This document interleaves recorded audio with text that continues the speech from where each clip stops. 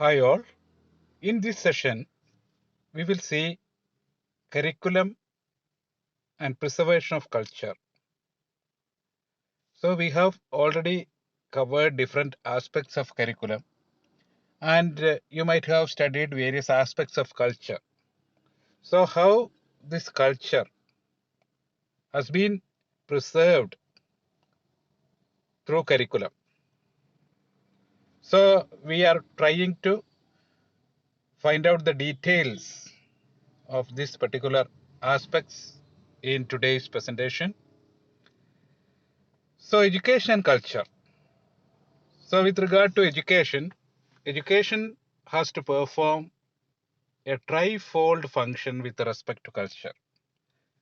Three function, a triple function, a trifold function of education with respect to culture, such as preservation of culture, transformation of culture, and transmission of culture. So these are the three main functions of education to which can function with respect to culture. So let us see the details of how this education preserve culture, transform culture, and transmit culture. So the preservation of culture. Culture, you know, is a complex whole because it includes various uh, elements with regard to our individual as well as social, religious, political life.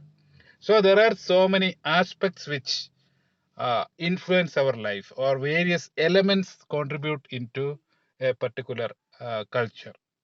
So the accumulation of such elements, various activities over a period of time through so many generations, populations in specific area who are sharing some aspects in common that reflect their culture. So culture can be geographically specific, nation specific, religious specific, specific with respect to political and other ideologies. So in any way, culture is a complex whole. So certain elements in culture is more or less fixed in nature. Say for example, students stand up on entry of a teacher into a class. That's a part of our culture, Indian culture. When we see that a teacher is coming into the class, suddenly the students will stand up and wish the teacher good morning, good evening, good afternoon, like that. So that's a part of our culture. And that such culture may not be in some other countries. And teacher also expect that students should stand up when they answer to some question, or when they respond something in the class. So such kind of elements of culture, these are only few examples. When you examine our culture, you can easily find out so many examples for that fixed elements in our culture. So that fixed element shall be preserved as such. That's important. Then transformation of culture. There are two processes operate in every culture which causes changes in culture, such as enculturation and acculturation. There is a mistake there. Two processes not operates but operate. Two processes operate in every culture which cause changes. such as enculturation and acculturation. These are the two processes, such as enculturation is the process by which the culture is currently established, the currently established culture, in which culture we are existing. An individual in that culture accept the norms and values of the culture where she or he is living. That is the process of enculturation. That's the first process in transformation of culture or cultural change in culture. Enculturation, assimilating the values, norms, etc. of a culture in which the individual is living. And the second process is acculturation, means assimilation of a different culture. Not the culture as such, but some elements from other culture shall also be assimilated. So these are the two uh, processes which cause transformation of culture. So whether acquiring own culture means enculturation or other culture, acculturation, there are various processes within these two processes such as integration, assimilation, separation, marginalization, etc. according to Berry. So there can be variation in acquisition of that elements, whether it is enculturation or whether it is acculturation. An individual may not assimilate all elements of a culture in which he or she living, or the culture, the elements of the culture he or she accept. So there may be variations. Some individuals may accept it as full and some others in partial. So that is another aspect leading to the transformation or change in culture. And this transformation, that change in cultural change, which is gradual, but may caused due to these processes such as enculturation and acculturation. So for example, in teaching using PowerPoint presentation. Now it is very, very common. Almost people in almost all the field uh, use this facility of this PowerPoint presentation, and which was once there is no such presentation, we have no such facility. So once few teachers started using this PowerPoint presentation, soon after all of us trying to follow that norm in teaching. So in most of the time, transformation of culture will be progressive in nature. It's a general observation that the transformation or the cultural change shall be progressive in nature, but in some times it may not be. So education for girls was restricted once.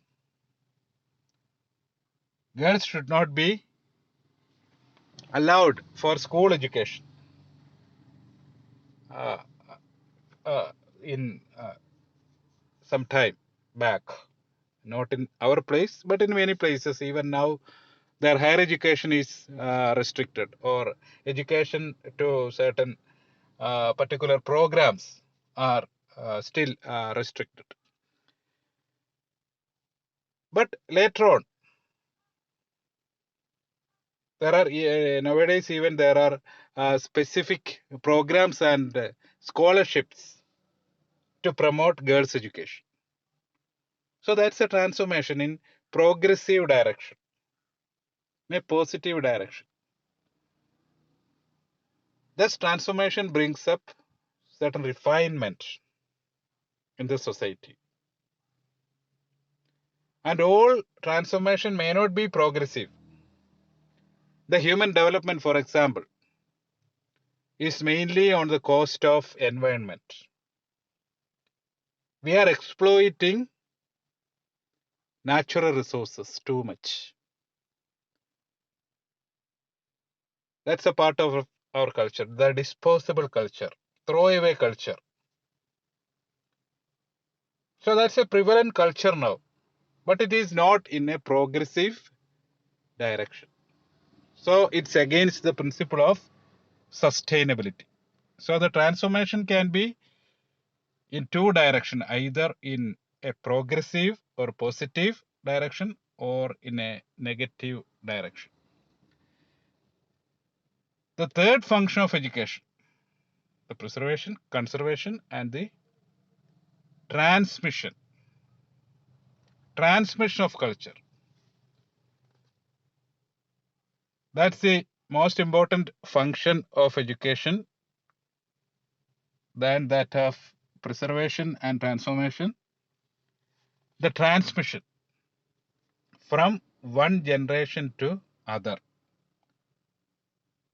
or transmission of culture through generations. So such transmission of culture occurred through formal and informal means. There shall be elements of that cultural transmission in formal system of education, and there shall be informal interactions with the members of family, friends, media, people within the society, people outside our culture, etc. Then curriculum is considered as a tool. In education, curriculum is considered as a tool which enable education to perform its the three main functions such as preservation, transformation, and transmission of culture. So curriculum enables education to perform its function through the curriculum. The contents in the curriculum itself uh, leading towards the contents of the curriculum itself enables to perform these three functions. So for example, internal assessment, it is given it as assignment here. I'm sorry. Internal assessment. There are many criticisms against providing internal assessment transparently, because there are few teachers who may provide internal marks without transparency. So there shall be an element of transparency in providing internal marks or conducting internal assessment.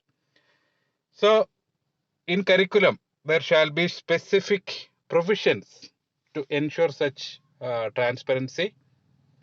And most of the curriculum in our country demand physical presence of the learners for a required duration in months or years.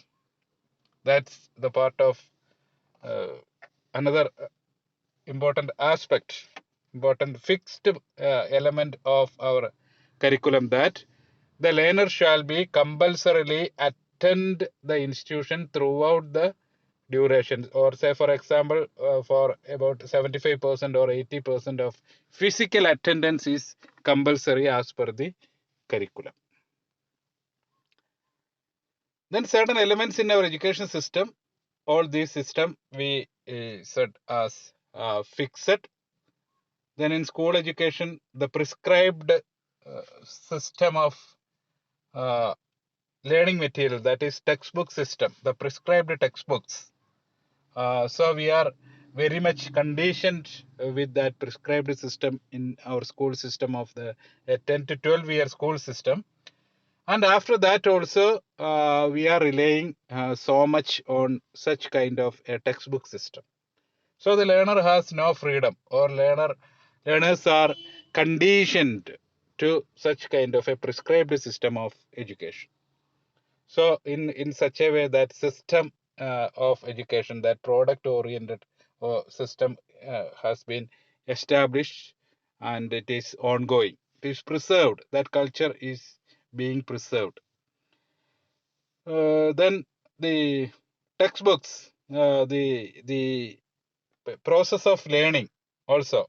We are having specific timetables, and teachers will come into the class at specific time schedule, and only at the presence of the teacher, or only when the teacher and learners assembled in a class with some text material, education is only there is education. That is another uh, fixed element in our culture. In a formal system of education, it's a main drawback of our system. The presence of a teacher as well as a text material or some specific content or syllabus is essential for education. So that's also is a fixed element. And usually the teacher asks question, not the learner. Learners are supposed to answer teachers' questions. All these are preserved elements. So you can observe and analyze your curriculum to find out more such elements.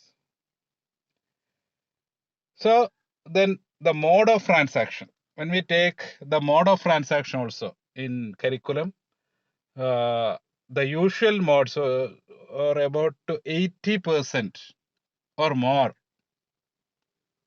is teacher dominated, or a lecture, especially in higher education sector. So we can see more theoretical based or content based, teacher driven activity, and teacher is active and learner is passive.